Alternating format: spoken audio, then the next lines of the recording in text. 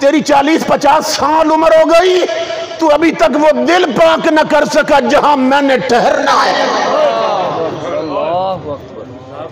तू अभी तक वो आंखें पाक न कर सका जिन्हें मैंने जलवा दिखाना है।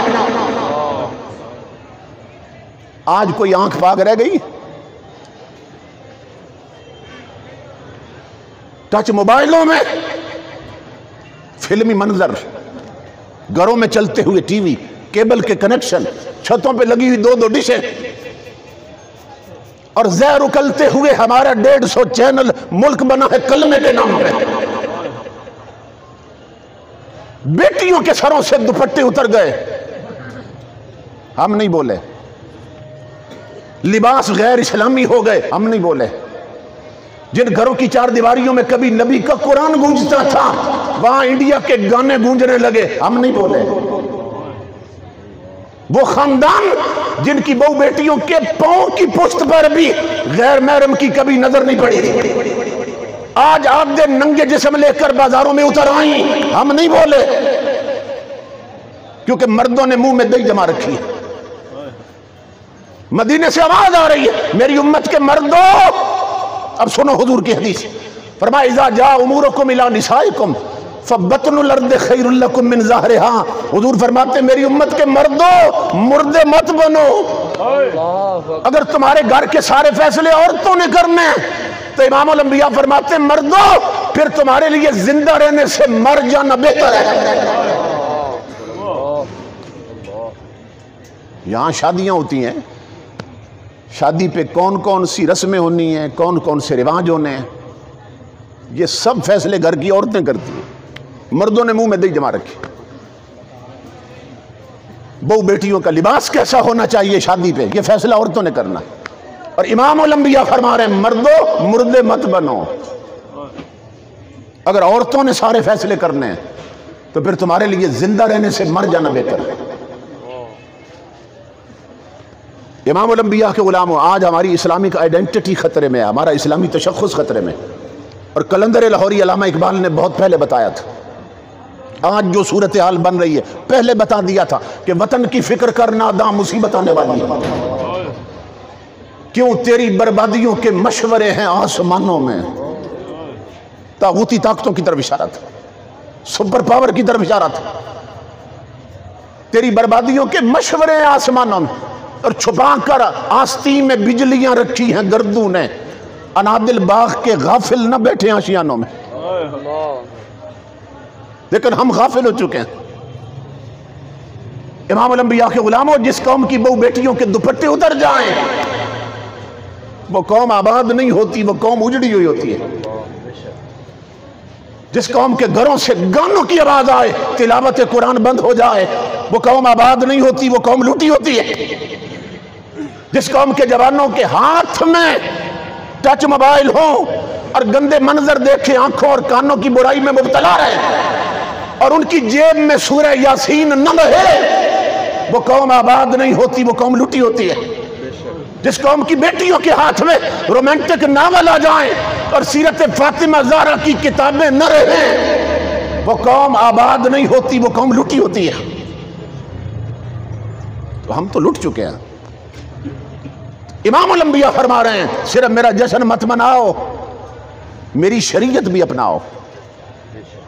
इसके 2 एस्पेक्ट्स हैं हुजूर का जो मिलाद पाक, एक है हुजूर का जश्न मनाना, एक है मिशन अपनाना, कि हुजूर की शरीयत अपनाई जाए। देखो हम हर साल लाखों मीटर कपड़ा ना बैनर बना के बाजारों में लगा देते हैं। इस पर बाज़ लोग खुश भी होते हैं, भाई हर साल बैनर बढ़ते जा रहे हैं, झंडे बढ़ते जा रहे हैं, और होना भी चाहिए एक दर्जे में, अच्छी बात। लेकिन इधर देखते हो तो इधर भी तो देखो, इस पर तो खुश हैं हम, हर साल मीलाद का जश्न बढ़ता जा रहा है। और सवाल यह है इमामुल अंबिया के गुलामों, अगर हम अपने नबी से मुखलिस हैं, तो इधर हर साल मीलाद के झंडे और बैनर बढ़ रहे हैं, उधर हर साल बहू बेटियों के जिस्म के कपड़े घट क्यों रहे हैं?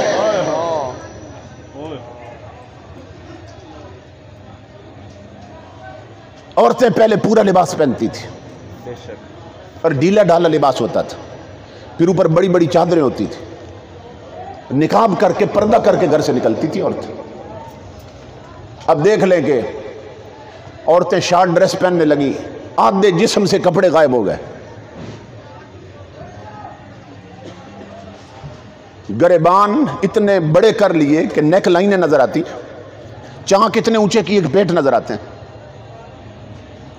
امام الانبیاء نے 15 صدیاں پہلے خبر دی تھی حضور صلی اللہ علیہ وسلم. آقا نے فرمایا تھا میری امت پہ وقت آنے والا ہے, نساء کاسیات عاریات ممیلات مائلات. فرمایا میری امت پہ وقت آنے والا ہے, ہوں گی میری امت کی عورتیں مگر کپڑے پہن کر بھی بدبخت ننگی ہو جائیں گی.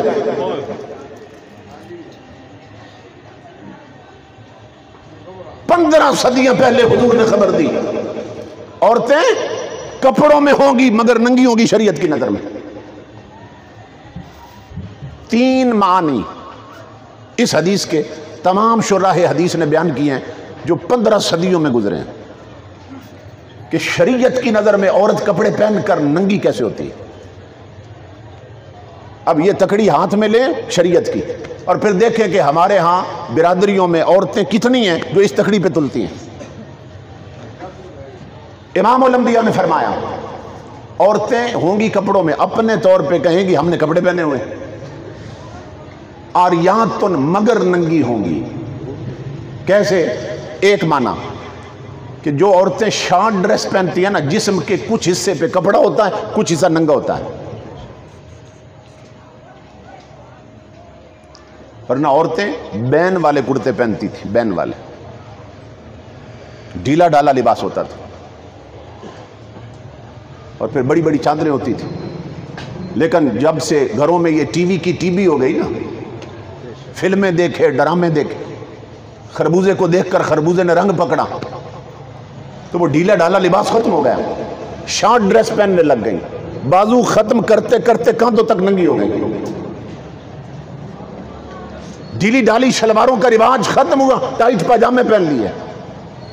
اب اسلام آباد میں پینٹیں ہیں, اور اس کے بعد جو بے غیرتی کا ماحول بننے والا ہے وہ یہ ہے کہ عورتیں اب سکرٹ پہنیں گی. ہم ادھر دیکھتے رہے کہ میلاد کے جھنڈے بڑھ رہے ہیں, ادھر نہ دیکھا کہ ان کے کپڑے گھٹ رہے ہیں.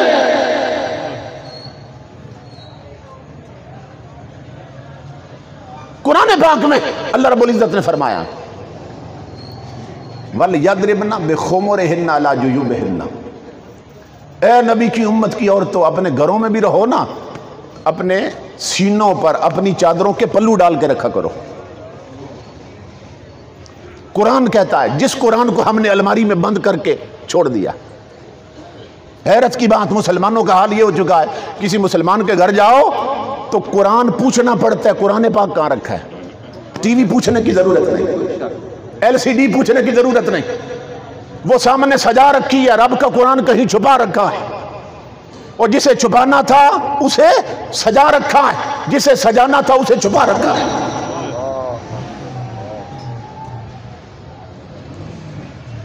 ہمارا حال یہ ہو چکا ہے کہ جیسے کوئی بندہ اپنے بیٹے کے لیے نا ٹیوٹر تلاش کرے, قابل ترین بندہ ٹیوشن پڑھانے کے لیے, اور بیٹے کو بتائے کہ علاقے کا قابل ترین بندہ کل تجھے پڑھانے آئے گا.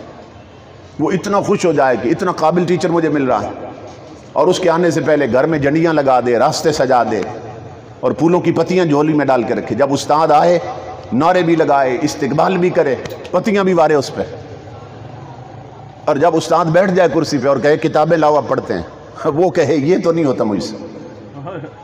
استاد کیا کہے گا؟ بھاڑ میں جائیں تیری جھنڈیاں, آگ لگے تیری ان پھول کی پتیوں کا. وہ کتنا نادان ہے. اور جب میری ماننی نہ تھی تو میرے استقبال کیوں کیا تھا؟ اگر میری ماننی نہ تھی تو کیوں جھنڈیاں لگائی تھی میری آمد پہ؟ نہیں ماننی تھی, مجھے پھولوں کے ہار کیوں ڈالے تھے؟ اگر ایمان کے کانوں سے سنو تو مدینے سے بھی آواز آ رہی ہے, او میرے امتی, اگر تیرے گھر کے اندر انڈیا کی فلمیں چلنی تھی تو چھت پر میرے نالین کے جھنڈے کیوں لگائے تھے؟ اگر تیری بہو بیٹیوں نے پردہ کیے بغیر بازاروں میں پھرنا تھا تو پھر میرے نام کے بینر کیوں لگائے؟ کوئی ہے جواب ہمارے پاس؟ امام الانبیاء فرما رہے ہیں وقت آنے والا ہے عورتیں کپڑے پہن کر بھی برہنہ ہو جائیں گے۔ دوسرا معنی اس حدیث کا تمام شراح حدیث نے لکھا کہ جو عورتیں ٹائٹ لباس پہنتی ہیں نا، تنگ لباس پہنتی ہیں، وہ بے شک پورے جسم پہ ہو، وہ عورت بھی شریعت کی نظر میں کپڑے پہن کے ننگی ہوتی ہے۔ کیوں؟ اس لیے کہ اس کا ٹائٹ لباس اس کے جسم کے خط و خال کو ظاہر کر دیتا ہے، جسم کا سٹرکچر ظاہر کر دیتا ہے۔ جن حصوں کا چھپانا ضروری تھا وہ ٹائٹ لباس کی وجہ سے خود ابھر کے سامنے آ جاتے ہیں۔ تو تمہارے میرے نبی فرماتے ہیں کہ شریعت کی نظر میں ایسی عورت کپڑے پہن کر بھی ننگی ہے۔ اور تیسرا معنی کہ جو عورتیں باریک لباس پہنتی ہیں، گرمیوں میں پتلا لباس پہنتی ہیں کہ جس سے اندر جسم نظر آتا ہے، امام الانبیاء فرماتے ہیں وہ عورتیں بھی کپڑے پہن کر ننگی۔ آگے حضور نے فرمایا یہ شارٹ ڈریس پہننے والی ہیں میری امت میں ہوں گی، یہ ٹائٹ لباس پہننے والی ہیں میری امت میں ہوں گی، اور یہ پتلا لباس پہننے والی ہیں میری امت میں ہوں گی۔ پھر آگے علامتیں بتائیں حضور نے، ممیلات مائلات، گھروں سے بن سنور کر نکلیں گی، بازار جانا ہے میک اپ کر کے نکلیں گی۔ اور آج خامد اتنے بے غیرت ہو چکے جن کے پاس صرف انگریز کی تعلیم ہے، جو انگریز کے کلچر کو اڈاپٹ کر چکے، وہ خود کہتے ہیں بیوی کو مطالبہ کرتے ہیں آج بازار کے لیے شاپنگ جانا ہے تیار ہو جاؤ۔ اسے معلوم ہے وہ کیسے تیار ہوتی ہے۔ اب میک اپ ہو رہا ہے، لپسٹک لگ رہی ہے، سرما ہو رہا ہے، کنگھی ہو رہی ہے، اور یہ شریعت کے خلاف لباس پہنا جا رہا ہے، اور وہ اپنی عزت کو لے کر بازار میں نکلنے والا ہے۔ اس کی عقل ماری جا چکی، وہ نہیں سمجھ رہا بیوی تو میری تھی، یہ سرخی تو میرے لیے لگانی تھی، میرے سامنے تو نہیں تھی سرخی لگی ہوئی، یہ بننا سورنا تو میرے لیے تھا، میرے سامنے تو نہیں سمری ہوئی تھی، یہ آخر اتنا بن سمر کر بازار کس کس کو دکھانے جا رہی ہے۔ دل کے پھپھولے جل اٹھے سینے کے داغ سے، اس گھر کو آگ لگ گئی گھر کے چراغ سے۔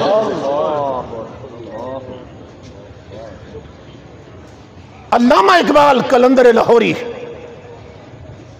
لارڈ ویلنگٹن نے اس کو کہا، اقبال کو، مصور پاکستان کا کردار دیکھی، اس نے کہا میں تمہیں جنوبی امریکہ کا نا گورنر بنا دیتا ہوں، کتنی بڑی آفر کر دی، لیکن شرط یہ ہے کہ وہاں کی جتنی سرکاری تقاریب ہوں گی نا، اقبال کو کہا تمہاری بیگم سب میں ساتھ ہونی چاہیے۔ اقبال جلال میں آ گئے، اقبال نے کہا میں گناہگار ضرور ہوں، مجھ میں کوتاہیاں ہیں، مگر سن اللہ کی عزت کی قسم میں بے غیرت نہیں ہوں کہ دنیا کے عہدے کے لیے اپنی بیوی کو بازار میں لے آؤں۔ ہم کس راستے پہ چل رہے ہیں؟ جس پیغمبر کا میلاد منا رہے ہو، اگر میری ماں بہن بیٹیاں سن رہی ہیں غور سے سنیں، جنگ ہوتی ہے، کافروں کی عورتیں بھی قیدی بن جاتی ہیں، کافر بھی قیدی بنتے ہیں، ان کی عورتیں بھی قیدی بنتی ہیں۔ ان قیدی عورتوں میں حاتم طائی کی بیٹی بھی تھی، جس کا دوپٹہ سر کا نہ کہیں گر گیا تھا ڈھکم پیل میں۔ اصحاب رسول کہتے ہیں جب حضور کی نظر پڑی، کافر کی بیٹی ہے، اللہ کا حبیب دوڑ پڑا اس کی طرف، اور اس کے قریب پہنچتے ہی امام الانبیاء نے اپنی وہ کالی کملی جس کی عظمت کی فرشتے قسمیں کھاتے تھے اپنے کاندھے سے اتار کر کافر کی بیٹی کے سر پہ ڈال دی، اور آقا نے فرمایا بیٹی اپنا سر اور جسم ڈھانپ لو۔ اس کی چیخ نکل گئی، کہنے لگی محمد عربی یہ بات میری سمجھ میں نہیں آ رہی، آج تک اتنی محبت کے ساتھ میرے سر پہ چادر میرے سگے باپ نے نہیں رکھی، آپ دشمنوں کے سر ڈھانپ رہے ہیں۔ امام الانبیاء مسکرائے، فرمایا تو ابھی نبی کی شریعت نہیں جانتی، تو ابھی دین سے آشنا نہیں ہے، سن میرا پیغام یہ ہے کہ بیٹی کافر کی ہو پھر بھی بیٹی ہوتی ہے۔ میرے آقا کے غلاموں، جس پیغمبر نے کافر کی بیٹی کا ننگا سر دیکھا تھا، دل اتنا تڑپا تھا کہ اپنی چادر اس کے سر پہ ڈال دی تھی۔ آج اس نبی کا کلمہ پڑھنے والیوں نے صرف سر ننگے نہیں کیے، آدھے جسم ننگے کر کے بازاروں میں نکلی ہوئی ہیں۔ بتاؤ حضور کے دل پہ کیا بیت رہی ہوگی؟ یہ لاکھوں میٹر کپڑا بینر بنا کر ہم بازاروں میں لگا دیتے ہیں، یہ ہماری خوشی ہے کہ ہمیں حضور مل گئے، لیکن مدینے سے آواز آ رہی ہے اتنا کپڑا تو نے بازاروں میں لگایا یہ تیری خوشی ہے؟ اگر جوان بہو بیٹی کو گھر سے نکالتے وقت صرف 2 میٹر کپڑے کا پردہ کروا دیتا تو میری خوشی تھی۔ اللہ اکبر، بے شک بے شک۔ کتنے لوگ ہیں جنہوں نے گھر کا ماحول اسلامی بنا رکھا؟ میری باتیں کڑوی ہیں لیکن ظاہر ہے دوائی کڑوی ہوتی ہے۔ میں دوائی دینے آیا ہوں اس لیے کہ ہمارے ہاں اتنے مرض لگ چکے ہیں امام الانبیاء کے غلاموں کہ ہم نے شریعت کا وہ حصہ اپنایا ہے جو اپنی طبیعت سے میچ کرتا ہے۔ جس کو اپنا کر طبیعت پہ بوجھ پڑتا ہے نا اسے ہم نے چھوڑ رکھا۔ تاجدار کائنات کا فیض آج بھی جاری و ساری ہے، صرف یہ ہے کہ ہمارے اندر وفا نہیں رہی حضور کے ساتھ۔ عملاً غلام بنو حضور کے، عملاً غلام،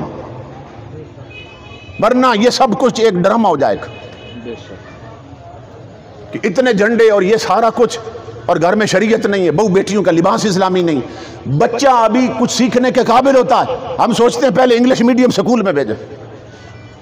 مسلمانوں کا کلچر یہ نہیں ہے، حضور کی تعلیم یہ نہیں ہے، یہ کافر کا کلچر ہے۔ اس کی اولاد کچھ سیکھنے کے قابل ہو تو سب سے پہلے اس کی گھٹی میں دنیا کی تعلیم ڈالتا ہے۔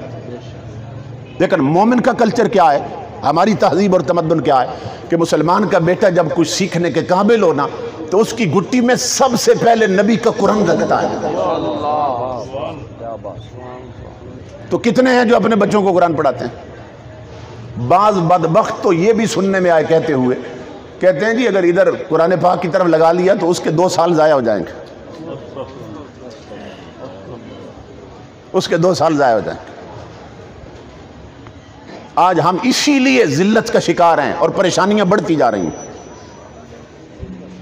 امام الانبیاء کے غلام جو اصحاب رسول تھے، جن کے عمل کو، جن کے ایمان کو اللہ رب العزت نے ہمارے لیے ماڈل بنا دیا کہ مومن بننا ہے تو صدیق اکبر جیسے بنو، فاروق اعظم جیسے بنو، حضرت عثمان اور حضرت علی جیسے بنو، اصحاب رسول جیسے بنو۔ اگر مومن بننا ہے پھر کیا ہوگا؟ تمہارے قدم بعد میں اٹھیں گے، منزلیں خود بڑھ کے تمہارا استقبال کریں گے۔ ان کا کردار کیا تھا میں آپ کو بتاتا ہوں۔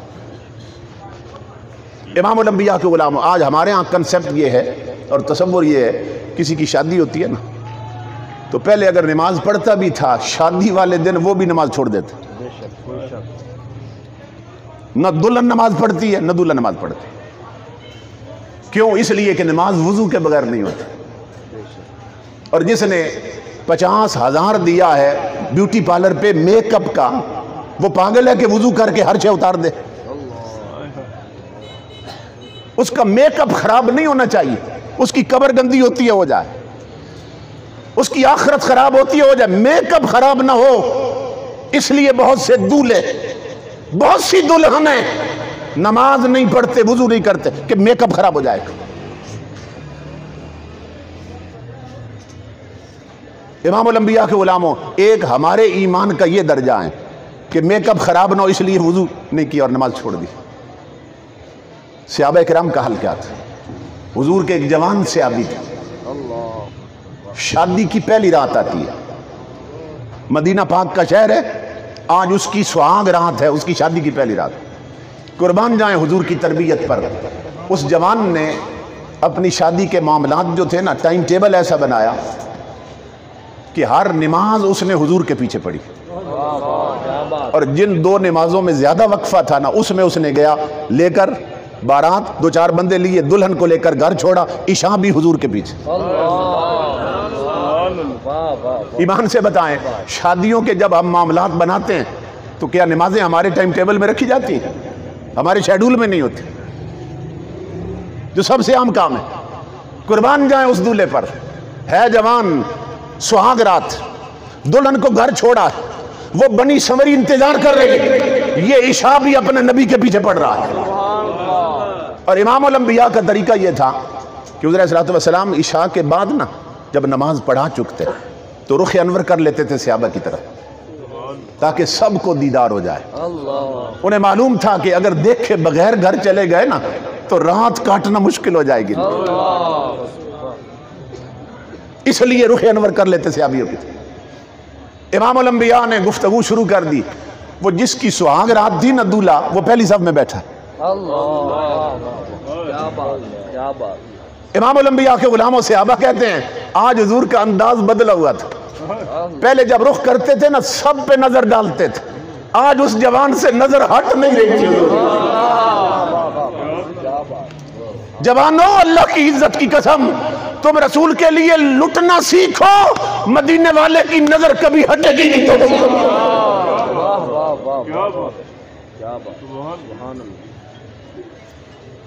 نظر ٹکی ہے اس جوان پر. کچھ مسائل شروع ہو گئے، مسئلے پوچھنے صحابہ کرام، حضور جواب دیتے رہے. آدھی رات سے وقت بڑھ گیا. امام الانبیاء نے دعا فرمائی. دولہے کو دیکھ رہے ہیں. آقا نے مسکرا کے فرمایا اوہ میرے پیارے جوان، تیری تو سہاگ رات نہیں آج، جاؤ دلہن انتظار کر رہی ہوگی. وہ اٹھا حضور کے قدموں سے اور پلٹ پلٹ کے دیکھے حضور کو.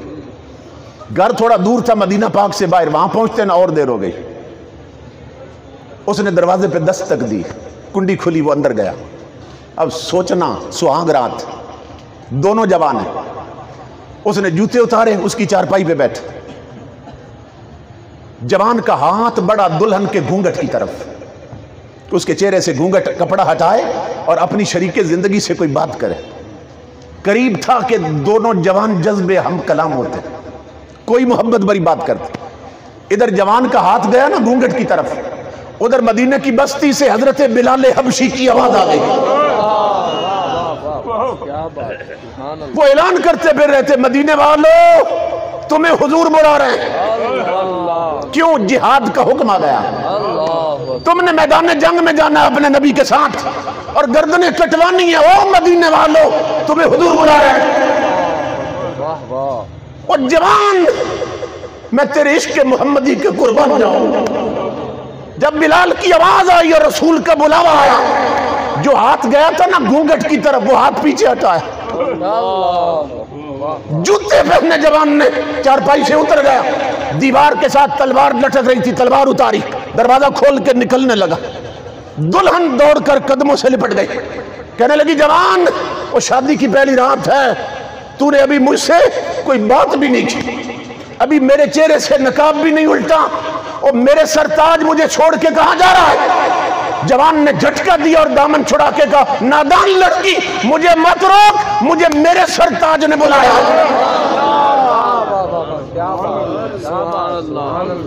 اگر تیرے سر کا سائیں میں ہوں تو مصطفیٰ میرے سر کے سائیں ہیں، مجھے میرے آقا بلا رہے ہیں. جوان لڑکی بہانے ترچنے لگی، کہنے لگی جہاد تو صبح ہوگا، رات تو آپ ٹھہر جائیں.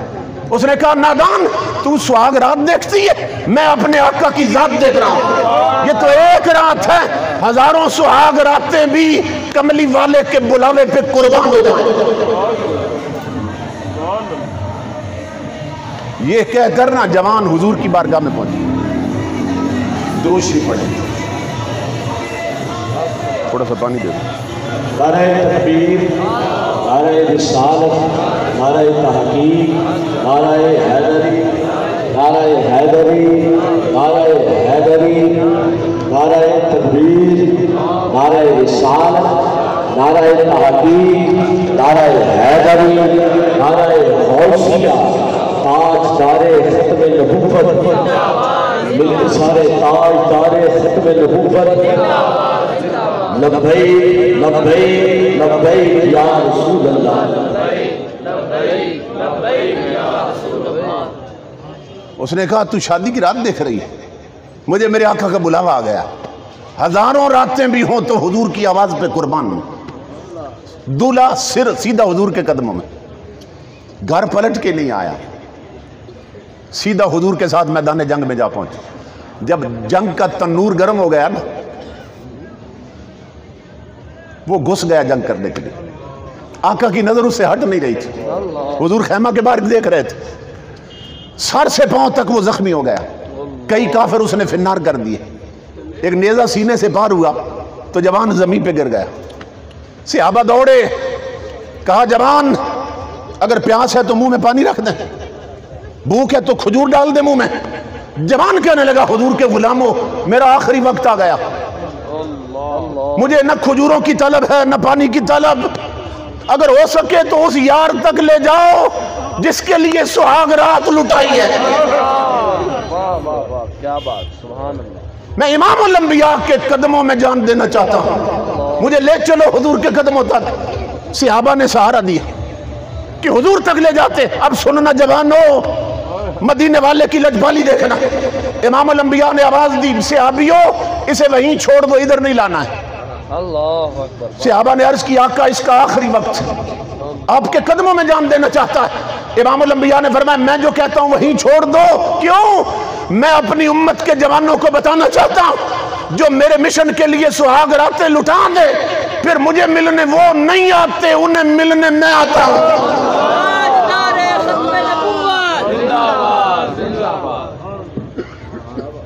اس جوان کا مقدر دیکھو جس کی طرف امام الانبیاء دوڑ پڑے، اور آقا پہنچتے ہی حضور نے اس کا خاک آلود سر جولی میں رکھ لیا، اور جو کر حضور نے پیشانی چومی، اس نے ایک نظر ڈالی چہرے مصطفیٰ پر، اس کی روح پرواز کر گئے۔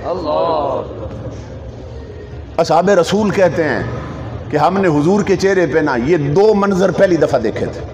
کیا کہ ہونٹوں پہ مسکراہٹ تھی، آنکھوں سے آنسو گر رہے تھے۔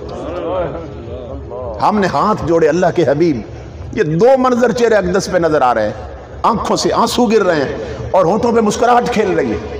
آقا یہ کیا ہے؟ فرمایا تم ٹھیک کہہ رہے ہو، رونا اس لیے آیا کہ بہت پیارا جوان تھا، جلدی بچھڑ گیا، اور ہنسی اس لیے رہا ہوں کہ اللہ کی عزت کی قسم میرے اس جوان عاشق نے کوئی گھاٹے کا سودا نہیں کیا۔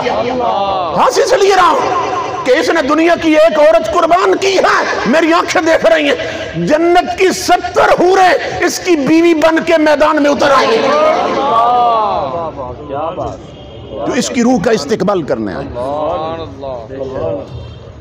یہ ہے ایمان، یہ ہے حضور سے تعلق، یہ ہے حضور کی نسبت۔ آج ہمارے لیے 5 وقت کی نماز سب سے بڑا امتحان بنی ہے۔ آج صورتحال یہ ہے کہ بوڑھے بوڑھے لوگ اڈوں اور ہوٹلوں پہ تاش کی بازی نہیں چھوڑتے، نمازیں چھوڑ دیتے، اور میلاد اس پیغمبر کا مناتے ہیں کہ جس نے دنیا میں آتے ہی سب سے پہلے اپنے رب کو سجدہ کیا تھا۔ آج بوڑھی بوڑھی عورتیں اب قبروں میں اترنے والی ہیں، وہ بد نصیب گھروں میں ڈرامے کی قسط نہیں چھوڑتی، عشاء کی نماز چھوڑ دیتی، اور جوانوں کا حال سب سے بدتر ہے۔ کیا کہ جمعے کے دن کرکٹ میچ نہیں چھوڑتے، جمعے کی نماز چھوڑ دیتے۔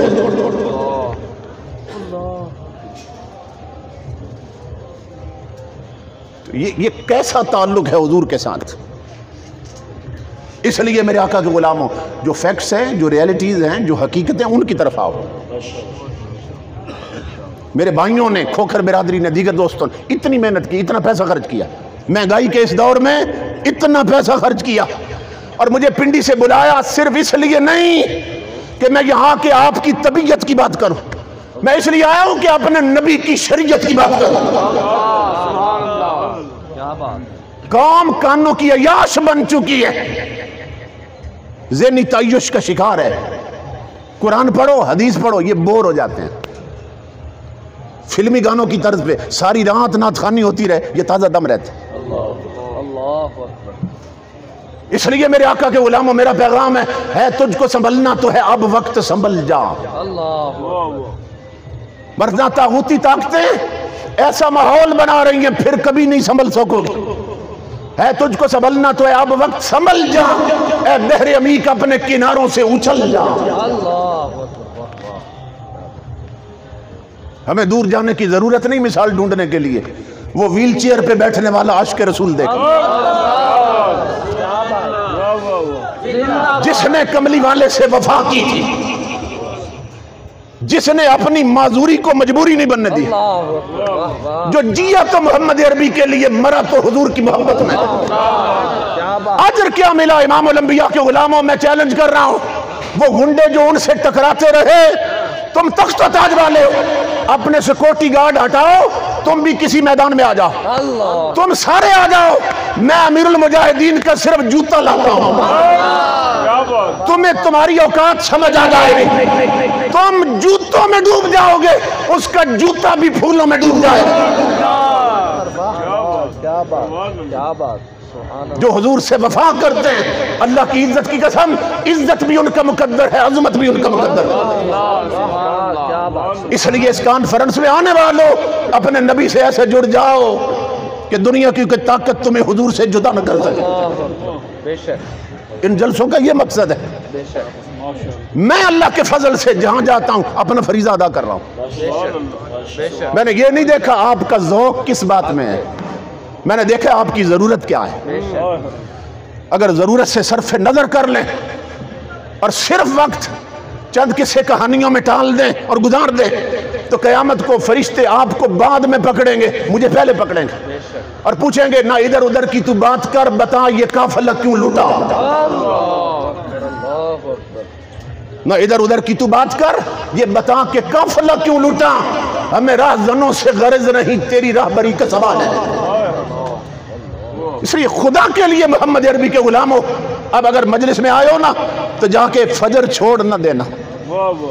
تم آقا کے ذکر کے لیے آئے ہو، آ کے مدینے والے کو خوش کر دیا ہے، فجر چھوڑ کے یار کو کہیں ناراض نہ کر دے۔ اس لیے یہ دیکھنا ہے حضور کی خوشی کس شے میں ہے، اپنے آپ کو حضور سے جوڑنا۔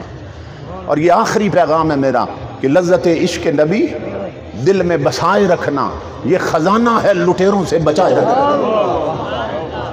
میں بار دیگر اپنے محترم بھائی محمد فاروق صاحب، محمد عمران کھوکر صاحب اور محمد ساجد کھوکر صاحب جو لندن میں ہیں، وہاں سے انہوں نے فون کیا، فاروق صاحب نے مدینہ پاک سے فون کیا، عمران صاحب نے یہاں سے فون کیا، مجھے پابند کیا یہاں حاضری کے لیے۔ بہت دل خوش ہوا کہ میرے تینوں طرف حضور صلی اللہ علیہ وسلم کے عشاق بیٹھے۔ اللہ رب العزت سب کو عملاً حضور کا غلام بنائے اور سب کے حال پہ رحم و کرم فرمائے۔ وما علینا الا البلاغ۔